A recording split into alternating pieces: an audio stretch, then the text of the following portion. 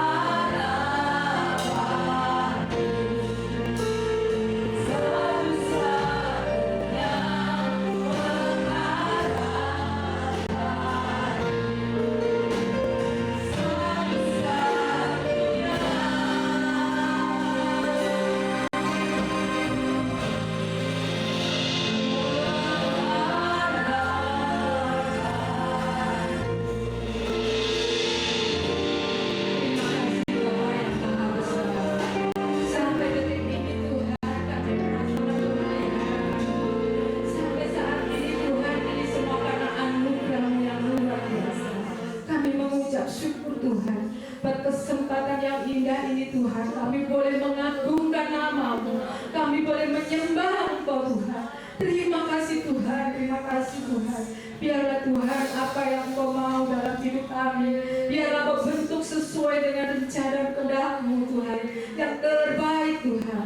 Terima kasih Bapa yang Maha Baik, terima kasih kami menyerahkan ibadah pada pagi hari ini Tuhan. Dari awal, pertengahan hingga akhirnya kami mohon Engkau sendiri yang ambil alih Tuhan, Engkau sendiri yang campur tangan.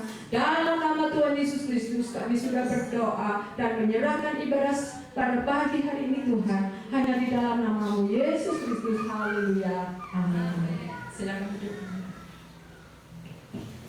Haleluya. Haleluya. Mari masukkan dengan hati yang gembira. Mari masukkan dengan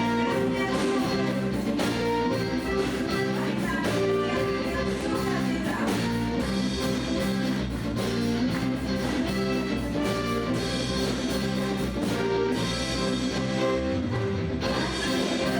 Yang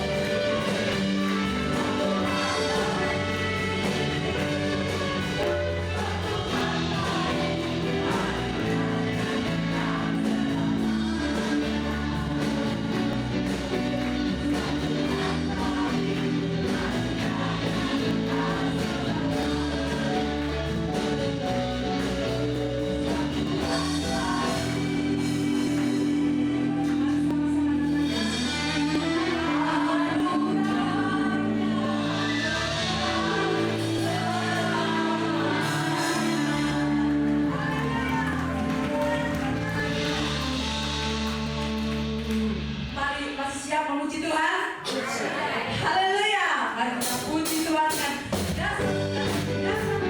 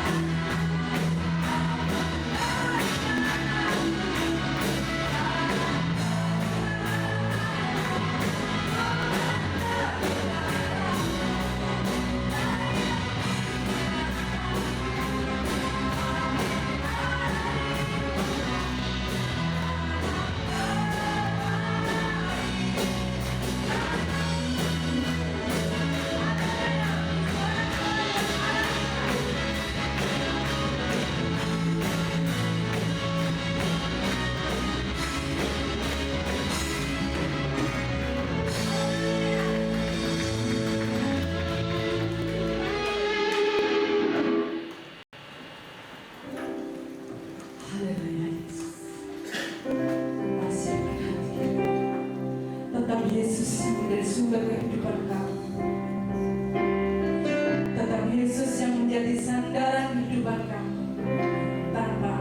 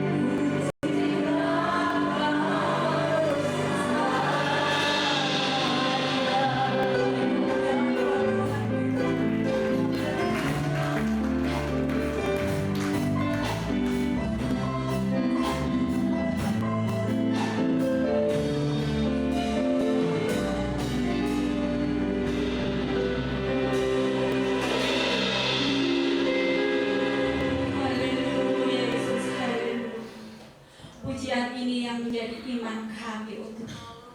Sekali Yesus, tetap Yesus selamanya dalam kehidupan kami. Oleh karena itu, oh Tuhan, sebagai manusia, kami tidak mampu, oh Yesus, tapi kami mengimani apabila kami berserah kepada Engkau. Sehingga dalam kehidupan kami, sampai akhir hidup kami akan setia kepada Engkau, Yesus. Oleh karena itu, oh Tuhan, curahkanlah Roh Kudus-Mu atas kami, Yesus. Sebentar lagi kami akan mendengar sebagian firman-Mu, oh Tuhan.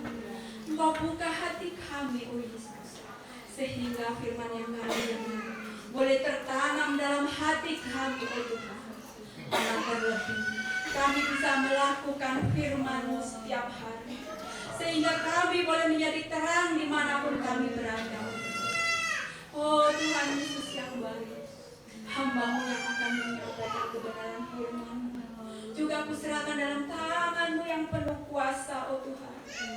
Biarlah Engkau akan memberi hikmat dan marifat-Mu yang dari surga, oh Tuhan. Engkau tutup bungkus hamba-Mu dengan kuasa-Mu, dengan Roh Kudus-Mu, oh Tuhan.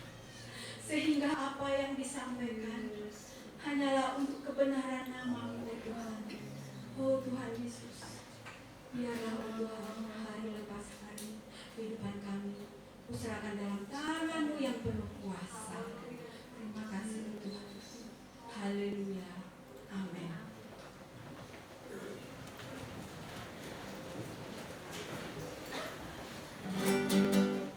Yesus perhatikan kehidupan tiap orang yang sudah rusak dibetulkan dengan penuh kasih sayang.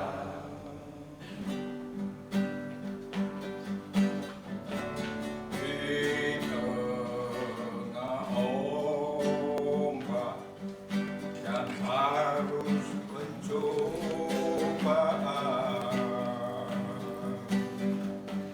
hampir terhilang tujuan arah hidupku. Bagaikan kapal yang selalu diombang-ambingkan, mengharap kasih-Nya seolah-olah tiada mampu. Di tengah ombak dan arus pencobaan,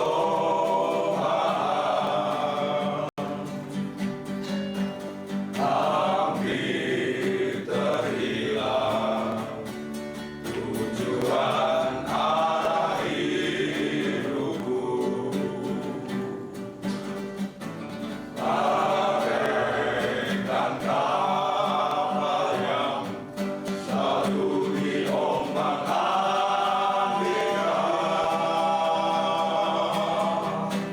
mengharap kasih-Nya seolah-olah tiada mampu. Yesus perhatikan kehidupan tiap orang yang sudah rusak dibetulkan dengan penuh kasih sayang. Yesus perhatikan ketetesan air mata yang mengenal hatimu yang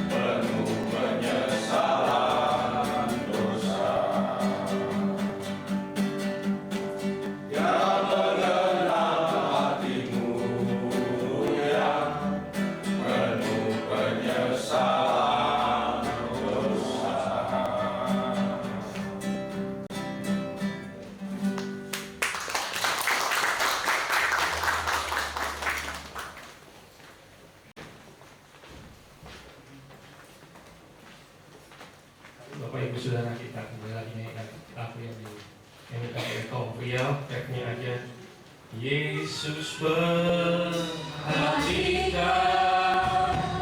kehidupan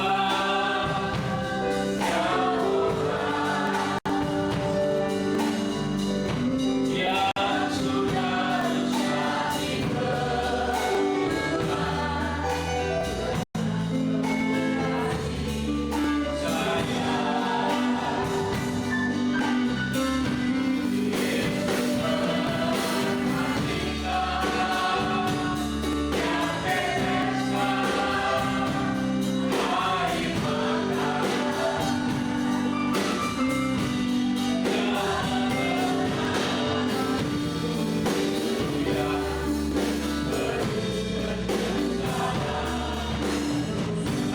Yesus perhatikan, haleluya.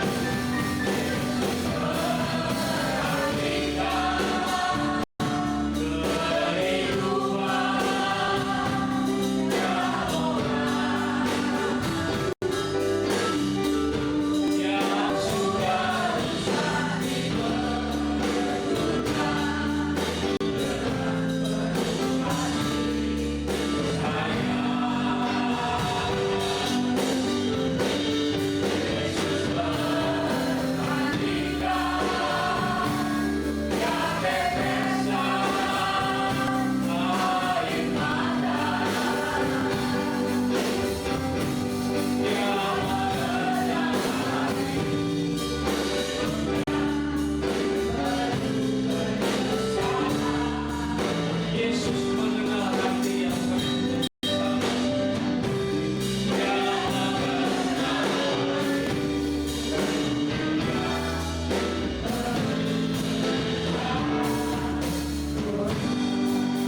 Haleluya, haleluya. Yesus perhatikan setiap tetesan air mata. Yesus perhatikan setiap kehidupan kita. Haleluya. Menjelang di akhir tahun 2025, Dia tetap Tuhan yang setia kepada kita semua. Amin. Terima kasih kepada Tuhan Yesus Kristus yang masih memberikan kasih karunia kepada saya untuk kembali lagi kita pada pagi hari ini sama-sama belajar. Dan saya masih melanjutkan firman Tuhan yang 3-4 minggu lalu, yaitu seri tentang purpose atau tujuan. Dan kembali lagi hari ini kita akan belajar tentang tujuan. Belajar tentang tujuan hidup Tuhan bagi setiap kita anak-anak Tuhan yang ada. Beberapa waktu lalu kita belajar sebuah prinsip bahwa Yesus memulihkan dan menghubungkan kembali tujuan hidup manusia supaya kita bisa menjalankan rancangan asli Allah bagi kita semua, yaitu agar kita semua mencerminkan sifat dan karakter Allah, berkuasa memperlebar kerajaan Tuhan di muka bumi ini. Ayat kembali kita akan sama-sama buka ayat kita di Efesus 2 ayat yang ke-10 sebagai landasan dasar firman Tuhan pada pagi hari ini. Efesus 2 ayat yang ke-10. Saya undang Bapak Ibu Saudara, mari kita bangkit berdiri bersama-sama.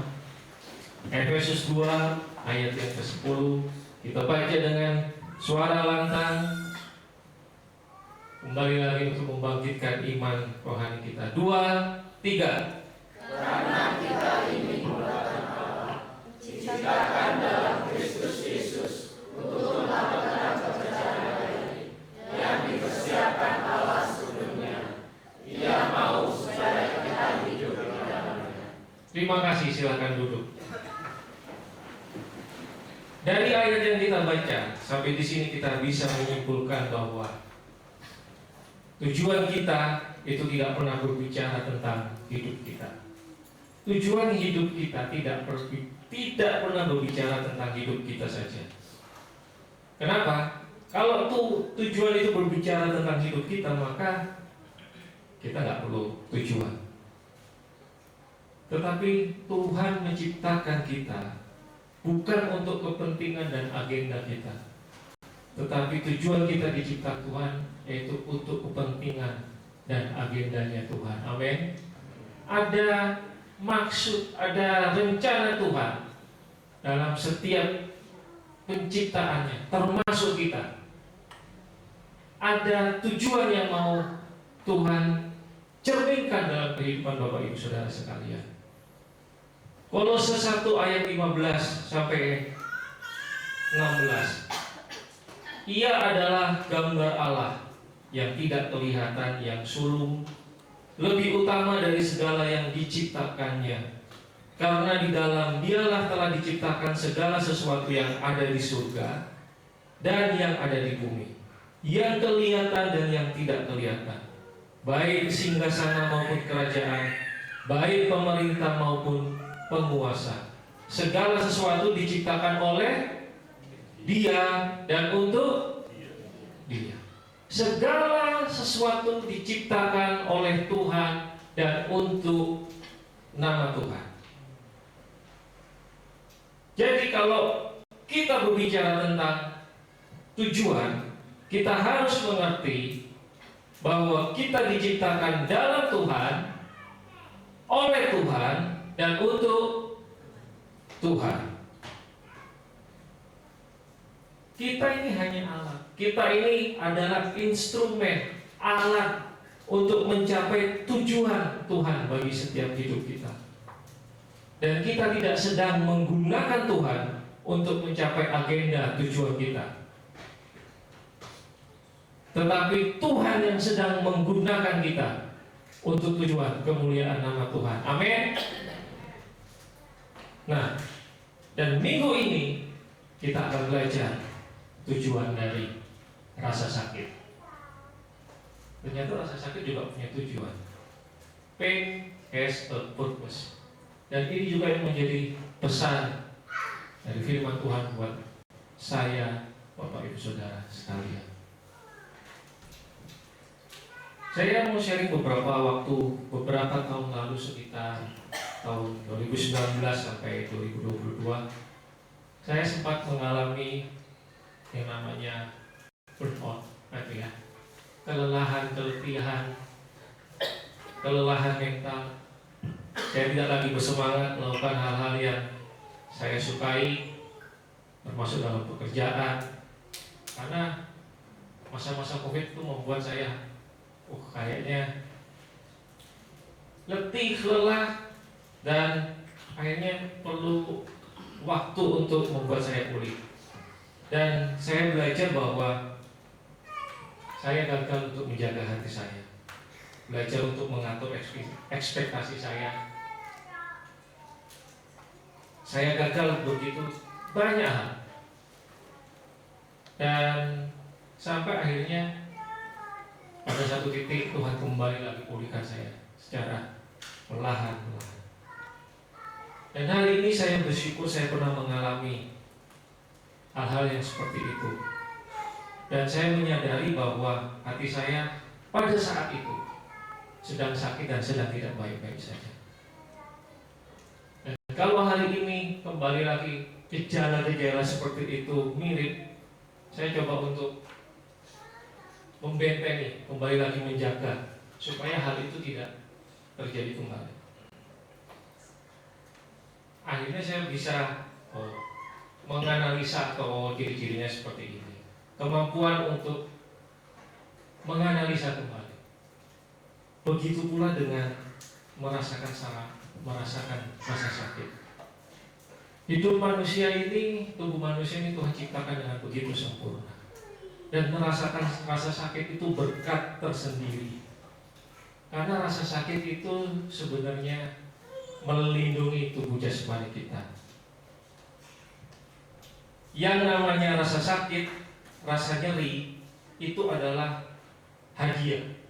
Karena dia sedang memberikan suatu sinyal atau pemberitahuan untuk melindungi diri kita sendiri.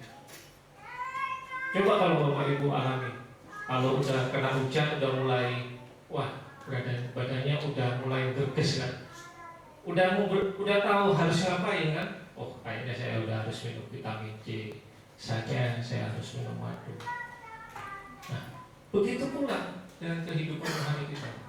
Rasa sakit itu memberikan sinyal, memberikan sesuatu untuk kita melindungi diri kita. Rasa sakit, rasa nyeri, pergumulan, frustasi, patah hati buat anak-anak muda dan lain sebagainya. Sebenarnya itu sebuah indikator. Karena rasa sakit itu membawa sebuah pesan, baik secara jasmani maupun kehidupan kita secara rohani. Pengertian kita tentang tujuan Tuhan akan membantu kita untuk tidak fokus kepada besarnya rasa sakit itu. Jadi yang difokuskan bukan besarnya rasa sakit itu, tetapi yang difokuskan adalah apa tujuan dari rasa sakit itu yang Tuhan mau berikan pesan kepada kita semua. Jadi fokusnya adalah tujuan Tuhan. Dan biasanya seperti yang saya bilang, sebelum ada rasa sakit, kita akan menemukan gejala atau peringatan dini. Nah, kalau peringatan dini itu bisa kita kenali dan ditindaki dengan benar, maka rasa sakit itu bisa kita hindari, ya kan? Contoh yang paling mudah, kalau Bapak Ibu ke terminal, toilet di terminal, toilet di tempat umum, ada indikator tentang air seni. Jernih, kuning makin gelap. Semakin kuning artinya kita mengalami dehidrasi.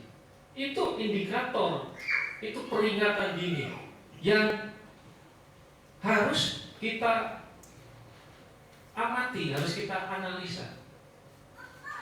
Yang jadi masalah adalah tidak semua kita itu terlatih untuk mengenal gejala. Jadi seringkali sudah keburu sakit terlebih dahulu, baru memutuskan untuk mengubah pola gaya hidup. Biasanya begitu. Keburu, misalnya bapak-bapak yang asam urat atau apapun, keburu sakit dulu baru berhenti makan TP-TP, tahu-tahu. Padahal kita harus belajar untuk menjaga itu semua sebelum itu kejadian. Nah, itu sebabnya hari ini kita perlu mengubah pola pikir kita tentang rasa sakit. Meskipun Tuhan mau hidup kita sehat tanpa penyakit, bukan berarti kita bebas dari rasa sakit. Amin. Mari kita berdamai dengan rasa sakit. Pengkhotbah 3 ayat 1. Saya ambil dalam terjemahan bahasa Indonesia masa kini. Segala sesuatu di dunia ini terjadi pada waktu yang ditentukan Allah. Semua ditentukan oleh Allah. Allah menentukan waktu untuk menangis, waktu untuk tertawa, waktu untuk meratap, dan waktu untuk menangis. Artinya semua, apapun musim kehidupan kita, kondisi kita saat ini, itu dalam kedaulatan Tuhan. Haleluya. Dan pagi hari ini mari kita belajar bersama-sama beberapa indikator dari rasa sakit, pesan yang dibawa dari rasa sakit itu kepada kita semua. Yang pertama, rasa sakit mengindikasikan adanya ketidakseimbangan dalam area kehidupan kita. Ketidakseimbangan dalam area kehidupan kita. Ini berlaku baik secara kesehatan fisik, rohani, jiwa. Baik dalam hubungan, pekerjaan, bisnis, pelayanan, dan sebagainya. Rasa sakit di sini menunjukkan bahwa ada sesuatu yang tidak berjalan dengan semestinya dan perlu ditangani dengan segera agar tidak menjadi serius. Efesus 5 ayat 15 sampai 17. Karena itu perhatikanlah dengan seksama bagaimana kamu hidup. Jangan seperti orang bebal, tetapi seperti orang arif. Dan pergunakanlah waktu yang ada, karena hari-hari ini adalah jahat. Sebab itu janganlah kamu bodoh, tetapi usahakanlah supaya kamu mengerti kehendak Tuhan. Mengerti kehendak Tuhan dalam cara kita hidup. Cara kita hidup adalah ekspresi pengertian kita tentang tujuan Tuhan dalam hidup kita. Mengerti kehendak Tuhan dalam cara kita berperilaku. Jadi narasinya bukan lagi boleh atau tidak boleh, tetapi lebih ke arah ini kira-kira berguna atau tidak berguna, membangun atau tidak membangun, membawa kita semakin dekat dengan tujuan Tuhan atau sebaliknya.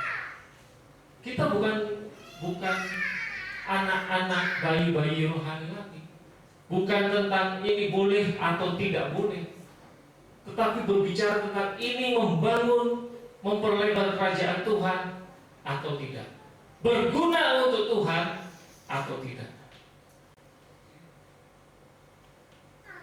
Itu sebabnya di ayat yang tadi kita baca, kita harus memperhatikan bagaimana cara kita hidup, termasuk dengan siapa kita bergaul. Jangan bebal, kata firman Tuhan. Jangan sulit mau dikasih tahu,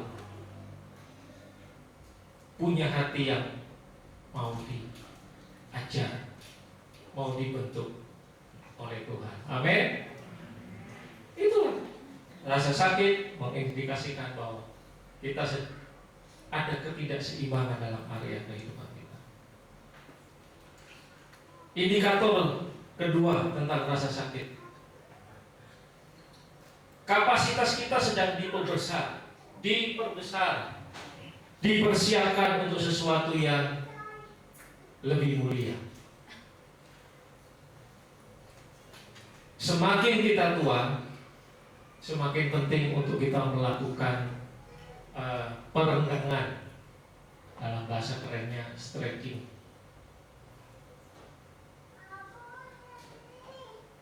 Oleh sebab itu, oma-oma, opa-opa yang bapak-bapak, ibu-ibu yang 50 tahun ke atas harus semakin sering senam katanya, untuk otot-otot ini semakin renggang katanya. Dan apa yang berlaku secara fisik itu juga berlaku dalam kapasitas kehidupan kita. Dan jangan kaget jika seringkali Tuhan ingin merenggang atau memperbesar kapasitas kita, baik dalam mengasihi, baik dalam percaya kepada kehendak Tuhan dan sebagainya.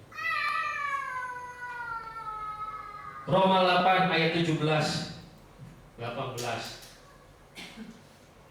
Dan jika kita adalah anak, maka kita juga adalah ahli waris.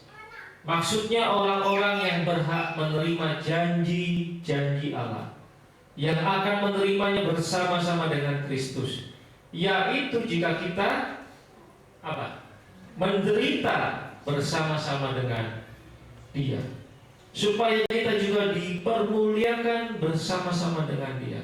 Sebab aku yakin bahwa penderitaan zaman sekarang tidak dapat dibandingkan dengan kemuliaan yang akan dinyatakan kepada kita. Di dalam Tuhan, setiap penderitaan dan rasa sakit ada tujuannya. Amin. Pengertian kita tentang tujuan Tuhan akan membantu kita supaya kita tidak fokus kepada besarnya penderitaan, tetapi fokus kepada tujuan Tuhan. Di situ kan dibilang, sebab aku yakin bahwa penderitaan zaman sekarang tidak dapat dibandingkan dengan kemuliaan yang nanti kita dapat dalam kekekalan.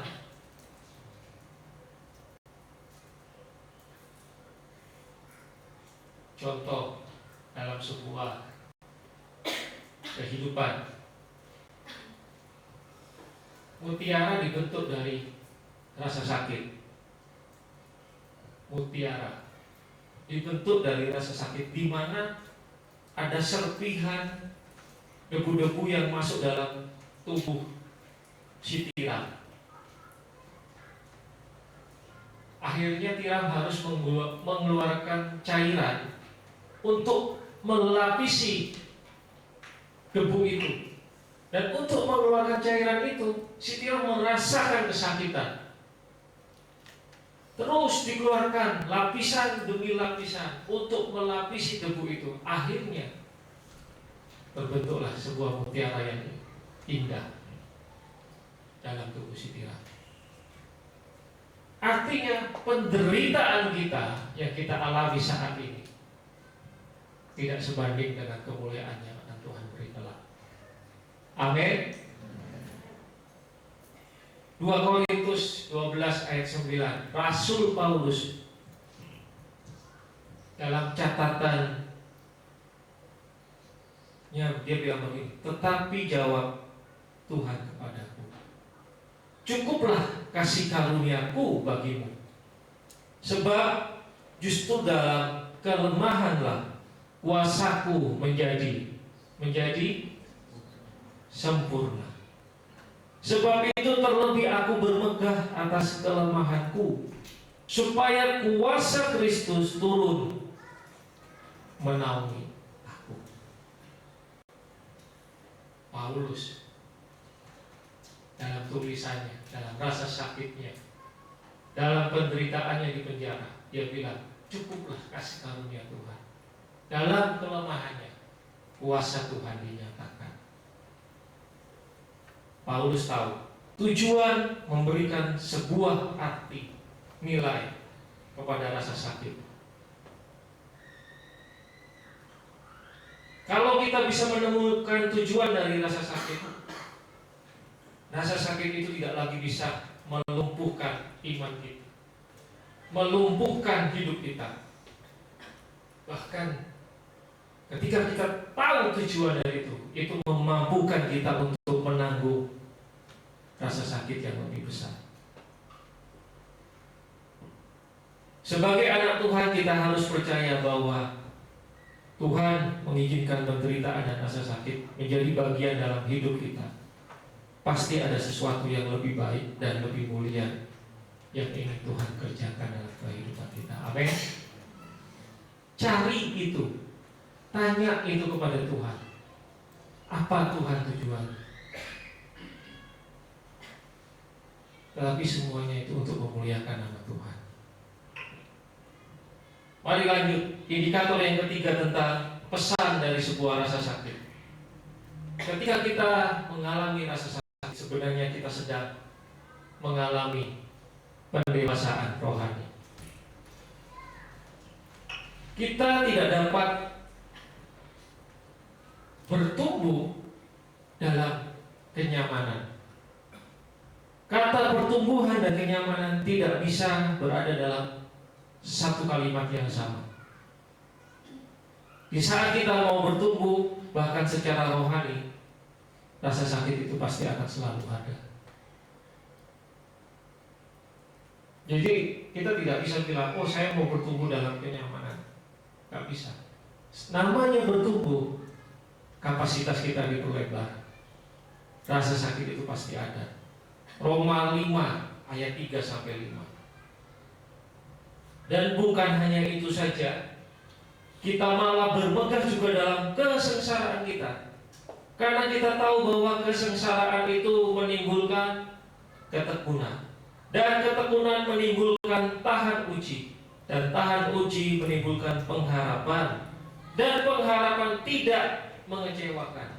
Karena kasih Allah telah dicurahkan dalam hati kita oleh Roh Kudus yang telah dikaruniakan kepada kita. Kenyamanan berkata, Bermegahlah atas statusmu, bermegahlah atas pencapaianmu, bermegahlah atas kekayaanmu, harta milikmu. Itu yang kenyamanan katakan. Tetapi kedewasaan rohani berkata dalam Roma, bermegahlah atas penderitaan. Karena melalui penderitaanlah kita menjadi semakin tekun. Melalui penderitaanlah kita menjadi semakin tahan uji. Melalui penderitaan semakin punya pengharapan dalam Tuhan dan semakin mengalami kasih Tuhan. Amin. Menjadi tua itu pasti, tetapi menjadi dewasa rohani itu pilihan. Sampai hari ini pun masih ada dalam area-area dalam kehidupan saya di mana Tuhan masih mau mendewasakan saya. Kabar baiknya, sewaktu kita berproses bersama-sama dalam komunitas yang sehat dengan orang lain yang sama-sama didewasakan, ada kekuatan yang berbeda kita lakukan itu bersama-sama daripada sendirian. Oleh sebab itu, butuhnya kita komunitas yang sehat, butuhnya kita bergereja yang sehat. Di situ kita bisa bertumbuh bersama-sama, menghadapi rasa sakit bersama-sama. Amin. Puji Tuhan. Indikator yang keempat, pesan dari rasa sakit yang ingin Tuhan pelajari. Tuhan sedang ingin membawa kehidupan kita di area tertentu, naik level, naik kelas. Kalau kita baca tentang Alkitab, tentang firman Tuhan, begitu banyak kalimat-kalimat yang mungkin bertentangan, paradok, hal-hal yang bertolak belakang, tetapi sebenarnya ada nilai kebenaran di balik itu. Salah satunya, untuk sesuatu bisa hidup perlu ada yang mati terlebih dahulu. Alkitab bilang begitu. Yohanes 12 ayat 24 sampai 26. Saya bacakan dalam terjemahan sederhana Indonesia. Aku menegaskan kepadamu bahwa perkataanku ini benar. Apa yang segera terjadi padaku dapat digambarkan seperti sebutir biji gandum. Untuk menghasilkan banyak gandum, biji itu harus ditanam dan mati, baru bisa tumbuh dan menghasilkan banyak bulir. Kalau tidak demikian, biji itu akan tetap satu biji saja. Begitu juga orang yang ingin mempertahankan hidupnya di dunia ini akan kehilangan hidupnya. Tetapi orang yang rela menyerahkan hidupnya akan memiliki hidup yang kekal. Setiap orang yang mau melayani aku hendaklah ikut kemana saja aku pergi, supaya mereka tetap bersamaku. Bapakku akan menghargai setiap orang yang melayani aku. Kita perlu belajar untuk mati bagi setiap agenda kita. Mati untuk kepentingan diri sendiri. Kita perlu belajar bahwa sepertinya kehilangan di awal, sebenarnya Tuhan menawarkan sesuatu yang lebih kekal nilainya. Kita kehilangan yang temporal, yang sementara, tetapi Tuhan gantikan yang kekal, yang nilainya kekal. Namun ya, terkadang ya, namanya manusia ya, alasannya kan selalu begitu. Mata kita hanya melihat apa yang bisa dilihat oleh mata jasmani saja. Tetapi firman Tuhan selalu menjadi jawaban. 1 Korintus 2 ayat 9. Ada tertulis apa yang tidak pernah dilihat oleh mata, tidak pernah didengar oleh telinga, dan yang tidak pernah timbul di dalam hati manusia.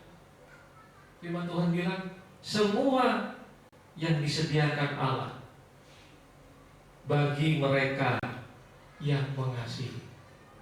Ada syaratnya bagi mereka yang mengasihi.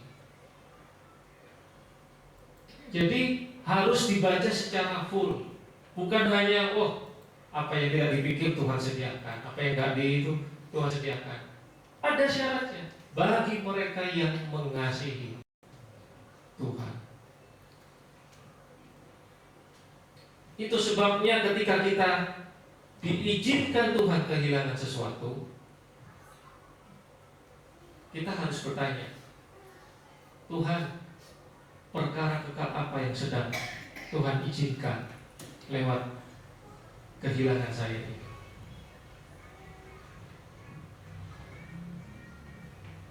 Kembali yang saya bilang, karena pengertian kita akan tujuan Tuhan akan menggeser fokus kita, bukan lagi berfokus pada besarnya rasa sakit, tetapi fokus kita kepada apa tujuannya yang Tuhan mau saya mengalami ini. Matius 16 ayat 21, ada sebuah kisah di situ. Mulai dari saat itu Yesus berkata terus terang kepada pengikut-pengikutnya bahwa ia harus pergi ke Yerusalem dan mengalami banyak penderitaan, dan pemimpin-pemimpin, imam-imam kepala dan guru-guru agama. Ia akan dibunuh, tetapi pada hari ketiga ia akan dibangkitkan kembali. Ayat yang ke-24. Kemudian Yesus berkata kepada pengikut-pengikutnya, orang yang mau mengikuti aku harus melupakan kepentingannya sendiri, memikul salibnya, dan terus mengikuti aku. Sebab orang yang mau mempertahankan hidupnya akan kehilangan hidupnya, tetapi orang yang mengorbankan hidupnya untuk aku akan mendapatkannya. Kalau Tuhan sedang ingin membawa kita untuk naik level, maka ada 3 frase kata kunci yang tadi kita baca. Melupakan kepentingan diri sendiri, mengesampingkan ego kita, memikul salibnya, tidak lari dari penderitaan, mengikut aku, kata Yesus. Ikuti teladan Yesus dalam meresponi dan menanggapi penderitaan. Di situ baru kita naik level, naik ke kelas yang lebih tinggi. Lanjut, indikator yang kelima, pesan dari rasa sakit. Tuhan sedang membentuk karakter kita menjadi serupa dengan Kristus. Amsal 3 ayat 11-12 dalam terjemahan sederhana Indonesia. Anakku, janganlah menolak didikan Tuhan, dan jangan marah bila Dia menegurmu, karena Tuhan menegur orang yang Dia kasihi, seperti seorang ayah mendidik anak yang dikasihinya untuk memperbaiki kelakuan. Tuhan sedang membentuk karakter kita. Dan ayat ini diperjelas kembali di Perjanjian Baru dalam Ibrani 12 ayat 10-11, terjemahan sederhana Indonesia. Berkata demikian, lagi pula ayah jasmani kita di dunia ini mendidik kita untuk sementara saja. Ayah jasmani mendidik kita untuk sementara saja, sesuai dengan apa yang mereka anggap baik. Tetapi didikan Bapa surgawi selalu tepat dan berguna, supaya kita disucikan sebagaimana Dia adalah suci. Memang setiap kali kita menerima hajaran, pengalaman itu tidak menyenangkan dan malah menyakitkan. Hajaran Tuhan tidak menyenangkan, sakit. Namun didikan Tuhan itu akan membuahkan hasil yang manis, yaitu kita hidup lebih benar dan merasa tenang di hadapan Allah. Amin nih ayat ini. Didikan Tuhan sakit, tetapi membuahkan hasil yang manis. Firman Tuhan bilang, dan kadang-kadang didikan Tuhan bukan hanya datang secara vertikal, tetapi juga secara horizontal. Lewat orang-orang, lewat sahabat-sahabat, lewat pemimpin-pemimpin yang ada, pemimpin-pemimpin rohani yang sayang, yang memuridkan kita.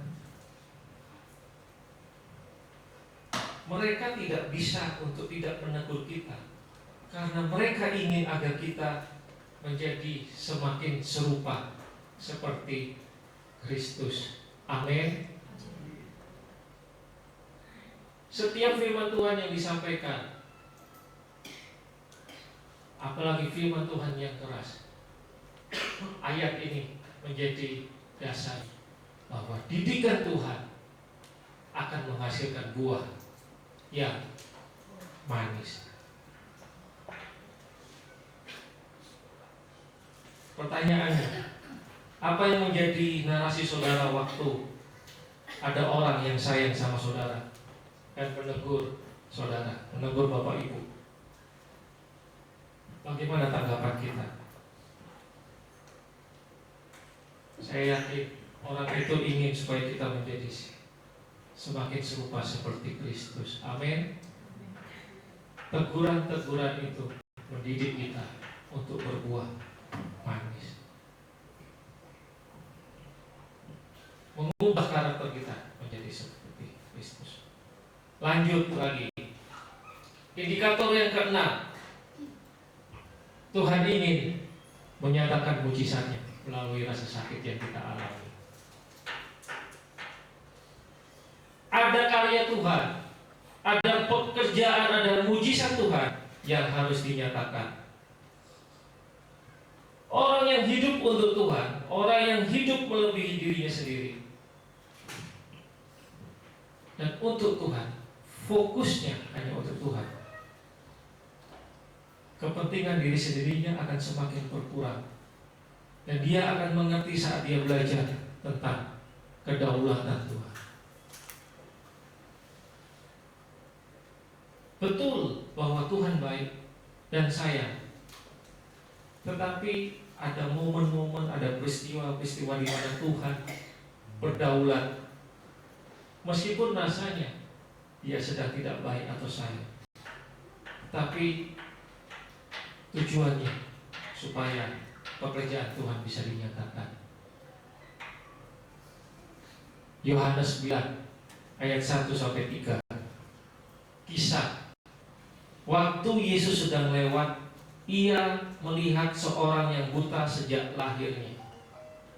Murid-muridnya bertanya kepadanya, "Rabi, siapakah yang berbuat dosa, orang ini sendiri atau orang tuanya, sehingga ia dilahirkan buta?" Jawab Yesus, "Bukan dia dan bukan juga orang tuanya, tetapi karena pekerjaan-pekerjaan Allah harus dinyatakan di dalam dia." Ada pekerjaan Tuhan yang harus dinyatakan dalam orang yang buta ini. Bukan karena dosanya, tetapi mungkin karena Tuhan lihat bahwa orang ini mampu menanggungnya, dan pekerjaan Tuhan harus dinyatakan lewat kehidupannya.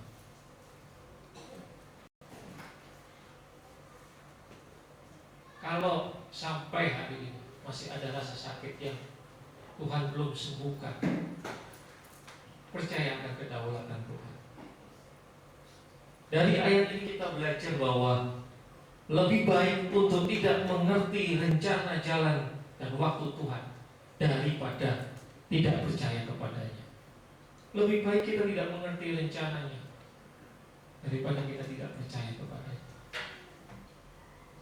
Bahwa justru dalam rasa sakit itu, ekspresi Tuhan, kasih Tuhan dinyatakan lewat pemuda ini dan juga lewat kehidupan Bapak Ibu Saudara saya.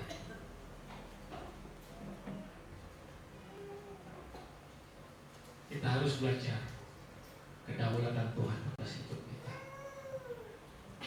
Lanjut, indikator ketujuh, pesan yang dibawa tentang rasa sakit, yaitu memampukan kita untuk menghibur orang lain. Memampukan kita untuk menghibur orang lain. Orang yang hidupnya dalam tujuan Tuhan akan punya narasi yang berbeda ketika mengalami rasa sakit. Orang yang hanya hidupnya bertujuan kepada dirinya sendiri akan selalu bertanya, mengapa saya Tuhan? Tetapi ketika orang yang tujuannya tahu Tuhan, dia akan bilang, Tuhan, Engkau mau pakai apa rasa sakit ini? Untuk siapa? Dan untuk memuliakan nama Tuhan saja. Ibrani 2 ayat 18. Sebab karena ia sendiri telah menderita karena pencobaan, maka ia dapat menolong mereka yang dicobai.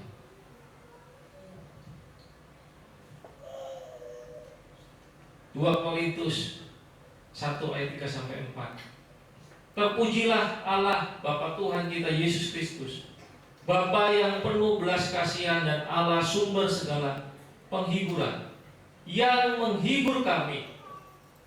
Tuhan yang menghibur kami dalam segala penderitaan kami. Tuhan menghibur kami dalam segala penderitaan, sehingga kami sanggup menghibur mereka yang berada dalam bermacam-macam penderitaan dengan penghiburan yang kami terima sendiri dari Allah. Rasa sakit memampukan kita untuk menghibur orang lain, karena Tuhan sudah menghibur saya. Dengan penghibur yang sama, saya dapat menghibur orang-orang yang menderita.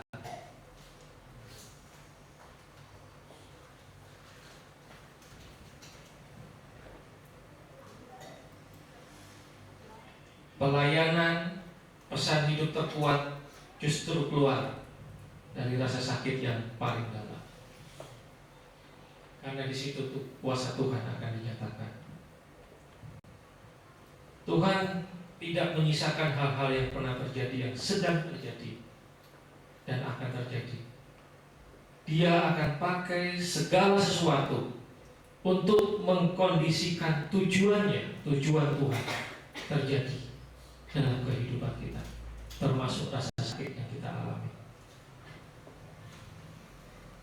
Ayat perenungan Filipi 4 ayat 13 menjadi ayat hafalan banyak orang. Sebab segala perkara dapat kutanggung di dalam Tuhan yang memberi kekuatan kepadaku. Ayat ini jelas, Tuhan tidak menghilangkan perkaranya. Perkaranya masih ada, masalahnya masih ada. Yang Tuhan tambahkan adalah kekuatannya dalam hidup kita. Amin. Yang Tuhan tambahkan kekuatan, perkaranya gak hilang, tetapi kekuatan Tuhan yang Tuhan tambahkan, sehingga kita mampu menghadapi rasa sakit itu.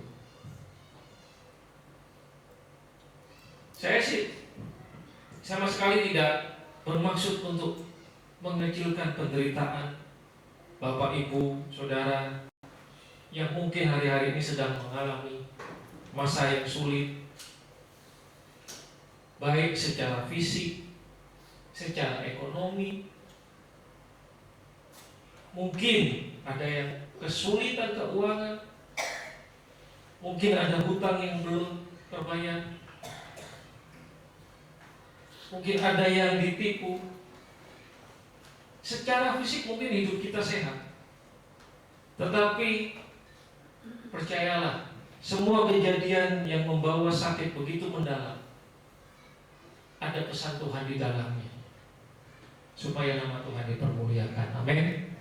Supaya kita dapat menghibur orang lain yang menderita sama-sama dengan kita. Haleluya. Setiap rasa sakit yang kita alami, ada pesan Tuhan di dalamnya. Belajar untuk peka, mengerti akan pesan Tuhan. Dari ketujuh indikator tersebut, kita bisa melakukan 3 hal sederhana. Saya undang pemain musik.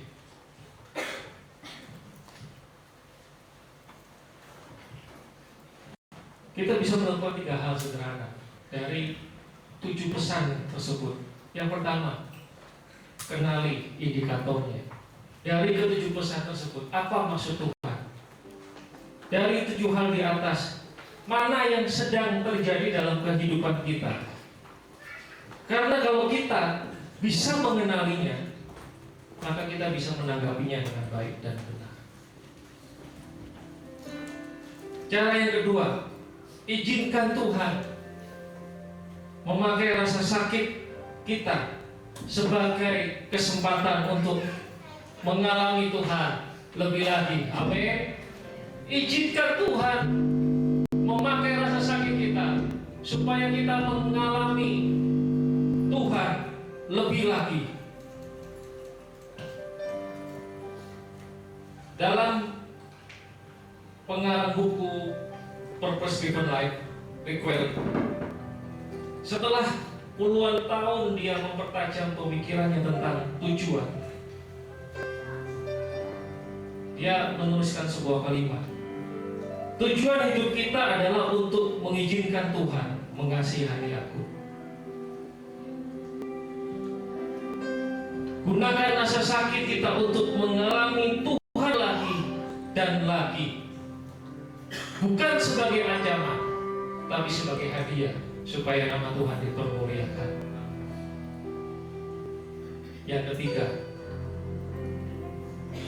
jadikan rasa sakit sebagai keuntungan bagi kemuliaan nama Tuhan. Haleluya. Supaya orang bisa melihat Tuhan lewat hidup kita, bukan hanya di dalam berkat, bukan hanya di dalam kesenangan kita, tetapi dalam lembah kekelaman kita pun mereka bisa melihat Tuhan. Satu ayat terakhir, mari kita baca bersama-sama. Roma 8 ayat yang ke-28. Saya undang Bapak Ibu semua bangkit berdiri, kita baca bersama-sama. Roma 8 ayat yang ke-28. 2, 3. Kita tahu sekarang bahwa Allah turut bekerja dalam segala sesuatu untuk mendatangkan kebaikan bagi mereka yang mengasihi Dia, yaitu mereka yang dipanggil sesuai dengan rencana. Amin.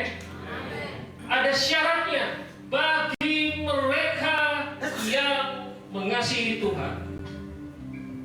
Kalau kita mau masuk dalam rancangan Tuhan, respon kita harus mengasihinya. Mengasihi Tuhan, maka semuanya akan mendatangkan kebaikan. Hidup kita itu hanya tentang kehendak Tuhan, dan sisanya biar Tuhan yang berurusan. Tuhan yang berjalan di depan kita.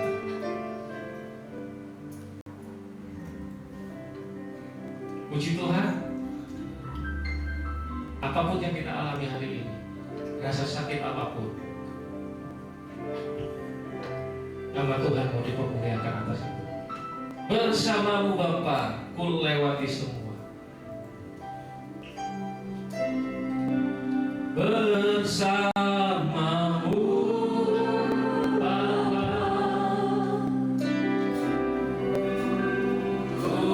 lewati semua.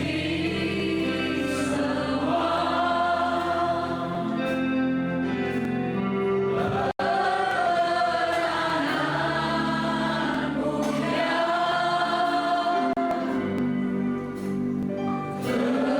Tuhan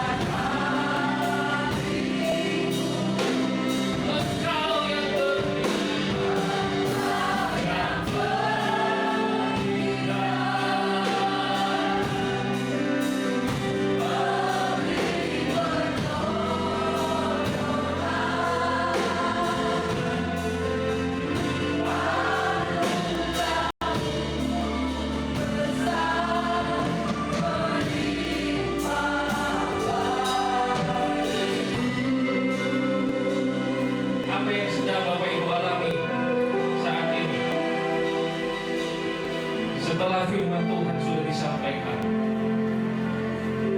saya berikan waktu kepada Bapak Ibu. Bawa itu di dalam hadirat Tuhan. Apapun yang sedang kita hadapi hari-hari ini, bertanyalah kepada Tuhan. Tuhan, pesan apa yang ingin Engkau lakukan lewat hal-hal yang saya alami hari-hari ini?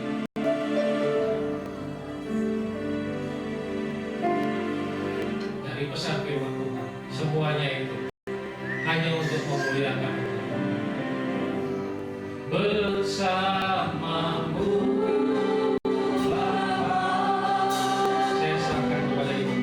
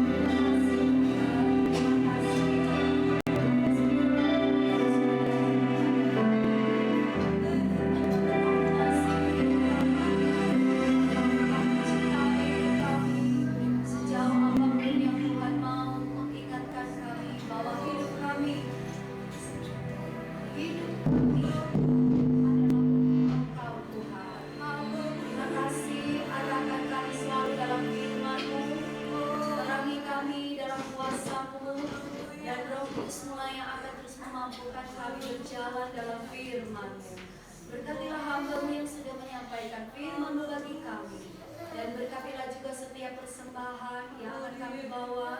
Tuhan, Engkau berkati setiap apapun yang kami lakukan. Nama Tuhan yang dipuji dan nama Tuhan yang dipermuliakan. Kami mengucap syukur kepada-Mu Tuhan. Diterima firman-Mu dalam nama Tuhan Yesus Kristus. Haleluya. Amin. Puji Tuhan. Puji nama Tuhan, kita sudah diberkati firman Tuhan. Nanti pasalnya kita memberikan persembahan Tuhan. Bersyukur karena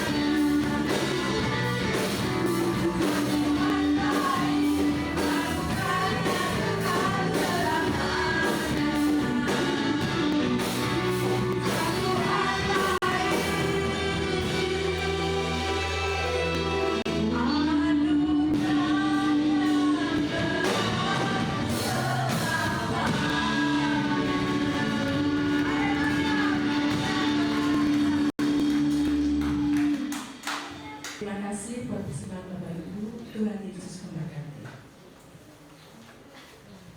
Saya akan menjalankan kasih pekan. Hari Selasa 25 November ibadah kaum wanita jam 16.30. Hari Kamis 27 November jam 18 ada ibadah doa di gereja. Jumat 29 November jam 12 doa puasa di gereja, dan jam 17 misbah keluarga di keluarga Bapak Servanus Sem di asrama Yon Armet Agusta Yuda Candi Renggo Singosari. Hari Sabtu 29 November jam 17 ada ibadah Joseph Durensen, dan hari Minggu 30 November jam 7 pagi ibadah Alfa Omega Kid, dan 8 pagi ibadah raya yang satu jam, ibadah raya kedua jam 16.30.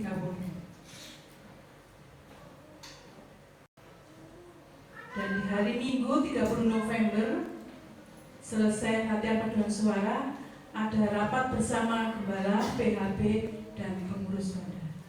Kalau ada penambahan, kami serahkan kepada gembala.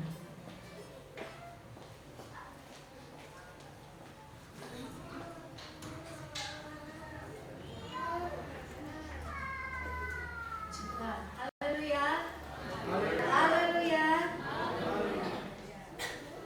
Coba saya tanya, tadi ayat firman Tuhan terdapat di mana Bapak Ibu?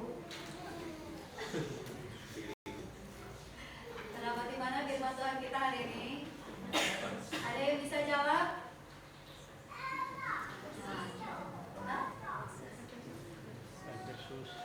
Efesus 2 ayat 10. Ayo kita semangat ya. Kita dari Tuhan telah memberikan banyak kepada kita. Jangan sampai kita tidak dapat memberikan apa-apa kepada Dia. Ya. Saudara, di bagian lembaran kita paling depan, kalau Bapak Ibu memegang warta jemaat, saya berharap Bapak Ibu tidak membuang ya. Ini warta jemaat ya. Kalau masih ada bisa dibawa, bisa dibaca lagi firman Tuhan yang sudah kita terima minggu kemarin, jadi pembelajaran firman Tuhan kita. Dan ada agenda Natal, jauh hari Bapak Ibu bisa melihat kegiatan Natal kita, kegiatan-kegiatan apa yang ada di bulan Desember dan Januari. Dan untuk sekolah minggu, Natalnya akan dilakukan pada hari Minggu 14 Desember.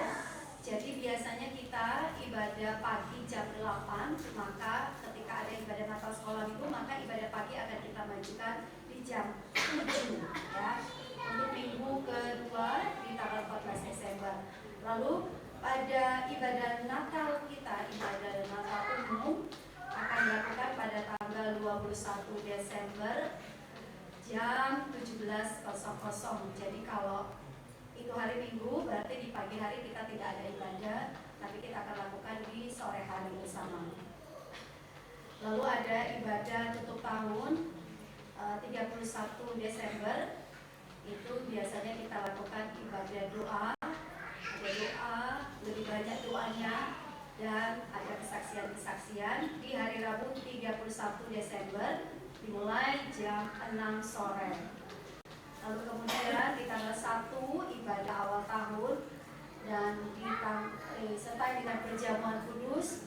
Di tanggal 4 Januari ada ibadah suluh. Bapak Ibu biasa kita lakukan dengan persembahan suluh. Nanti akan disediakan amplop persembahan suluh. Lalu nanti di minggu kedua di tanggal 11 Januari ada ibadah ucapan syukur disertai dengan perjamuan kasih jemaat. Kita akan membawa makanan untuk kita nikmati bersama di awal. Lalu jangan lupa ada doa puasa berantai sesudah itu dari tanggal 12 sampai 16 Januari. Demikian yang saya bisa sampaikan sehubungan dengan agenda. Ini akan kita munculkan terus di warta jemaat. Jadi supaya tetap Bapak Ibu memperhatikannya. Jadi bukan hanya hari ini, tapi saya berharap bisa dimunculkan terus terus di agenda ini. Bapak Ibu tidak lupa dengan bagian yang kita akan lakukan di akhir tahun dan awal tahun. Puji Tuhan. Lalu di luar sana ada dasar dari pemuda dan remaja. Terima kasih para orang tua yang mensupport anak-anak juga untuk menyediakan dasar. Saya tidak tahu sampai hari ini berapa dana yang sudah terkumpul dari basar dan persembahan. Bapak Ibu masih ada amplop persembahan di luar sana, di luar bisa diambil bagi yang masih rindu untuk memberikan persembahan Natal.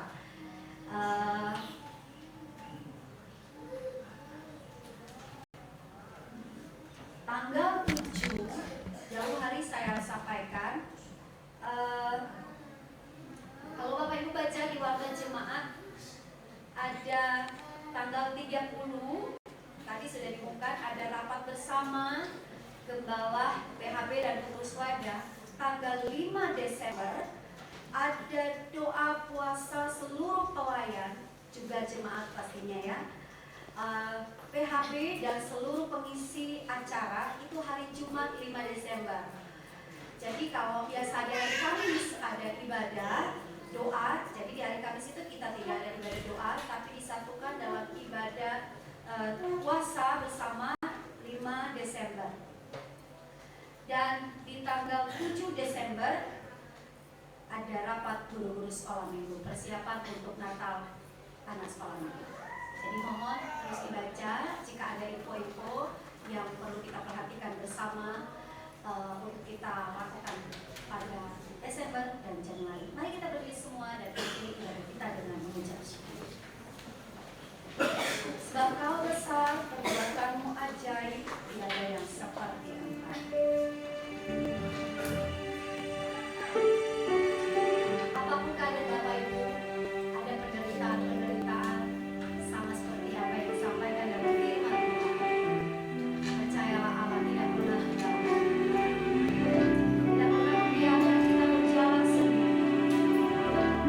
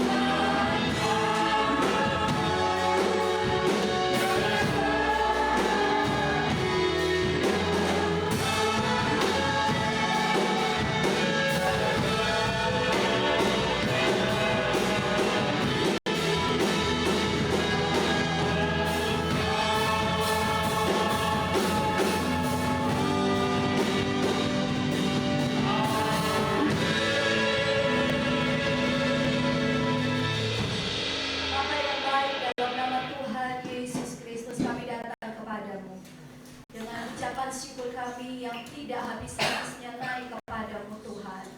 Terima kasih untuk banyak banyak sekali peristiwa Engkau izinkan kami alami, mengisi perjalanan kami menuju kemuliaan-Mu Tuhan.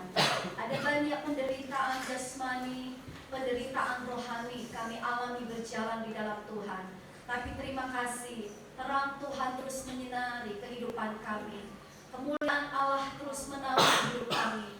Kami tidak berjalan dalam kekuatan kami sendiri, tapi kami punya Tuhan yang besar. Kami punya Tuhan yang ajaib. Engkau jadikan segala sesuatu dalam hidup kami untuk semuanya kembali kepadamu Tuhan. Tidak ada yang kami bawa di dalam perjalanan kami kalau tidak ada bersama dengan Engkau Tuhan, maka semua akan menjadi tidak berarti.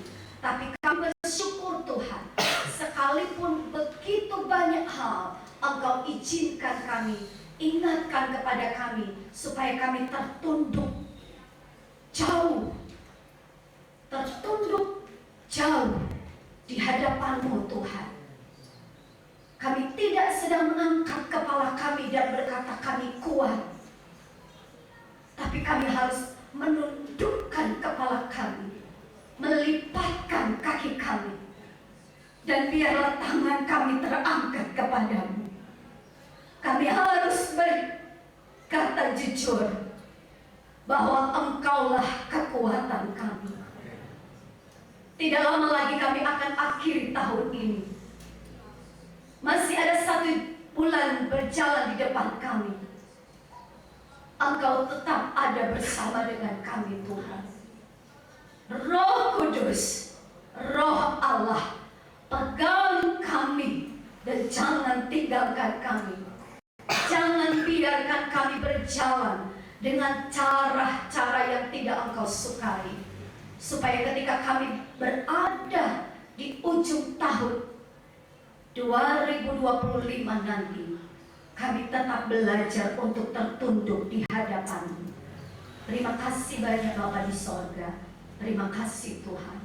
Setiap benih firman Tuhan kiranya terus tertabur di dalam hati kami yang paling baik. Dan itu boleh tetap bertumbuh dan berbuah, menghasilkan buah-buah yang berkenan dan menyenangkan hati-Mu. Diberkati semua pelayan-pelayan Tuhan yang sudah ambil bagian dalam pelayanan pagi hari ini. Kaum wanita Sipora, Tuhan berkati mereka semua. Tuhan memberkati pelayanan Bani Asal. Tuhan memberkati semua yang sudah ambil bagian dalam pelayanan pagi hari ini. Mereka yang sudah menyediakan pelayanan konsumsi pun kiranya Engkau memberkati. Terima kasih Tuhan. Terima kasih. Semua persiapan untuk Natal dan Tahun Baru kami sedang bergiat untuk mengumpulkan dana. Seberapa yang bisa kami lakukan. Kami punya Tuhan yang besar. Engkau sanggup melipat gandakan di dalam segala perkara. Dan kami akan melihat sendiri bahwa Engkau yang punya pekerjaan, Engkau membela pekerjaan Tuhan di tempat ini. Terima kasih Tuhan. Setiap persembahan umat-Mu Tuhan, kecil ataupun besar, kiranya Engkau memberkati persembahan kami. Dan mereka yang sudah mengembalikan milik Tuhan, mari angkat tangan-Mu, biarlah Tuhan melihat setiap tangan-tangan yang sudah terangkat, yang sudah mengembalikan milik Tuhan. Berkati pekerjaan mereka, berkati usaha mereka, terjadilah sesuai dengan firman-Mu kepada setiap mereka. Terima kasih Tuhan, terima kasih. Kami mohon kepadamu Tuhan, Engkau kenal keadaan umat-Mu, mereka yang sakit Tuhan sembuhkan, yang lemah Engkau kuatkan, yang susah Engkau hiburkan, yang berbeban berat Engkau berikan kelegaan, yang sedang menemukan jalan-jalan buntu Tuhan, kami berdoa di dalam nama Tuhan Yesus Kristus. Engkau membuka jalan, tidak ada satu jalan yang tertutup ketika Engkau bersama dengan umat-Mu. Terima kasih Tuhan, terpuji-pujilah akan nama-Mu. Setiap persiapan latihan yang akan dilakukan, Tuhan Engkau juga memberkati semuanya, baik dalam anak-anak sekolah minggu, pemuda dan remaja, dan setiap pelayanan paduan suara. Tuhan Engkau memberkati di dalamnya. Terima kasih Tuhan Yesus yang baik. Terima kasih Tuhan. Memberkati juga ibadah sore nanti. Tuhan ingatkan kepada jemaat-Mu mereka yang belum datang di pagi hari. Tuhan tolong ingatkan supaya mereka beribadah kepadamu. Tuhan kirimkan jiwa-jiwa yang diselamatkan untuk kami tetap memuliakan akan nama-Mu. Terima kasih Tuhan, kami mengucap syukur kepadamu dan kami akan pulang membawa segala berkat-berkat dari sorga yang Engkau sudah sediakan untuk kami bawa, untuk kami nikmati dalam hidup kami secara pribadi bersama dengan keluarga kami. Puji Tuhan, terima kasih. Terimalah berkat anugerah dari Allah Bapa, kasih sayang dari Tuhan Yesus, persekutuan penghiburan dari Roh Kudus menyertai kita semua dari saat ini sampai Yesus datang kembali di dalam kemuliaannya menjemput setiap anak-anaknya. Dan berkat itu kita terima di dalam nama Tuhan Yesus Kristus. Haleluya. Amin. Puji Tuhan, Tuhan memberkati.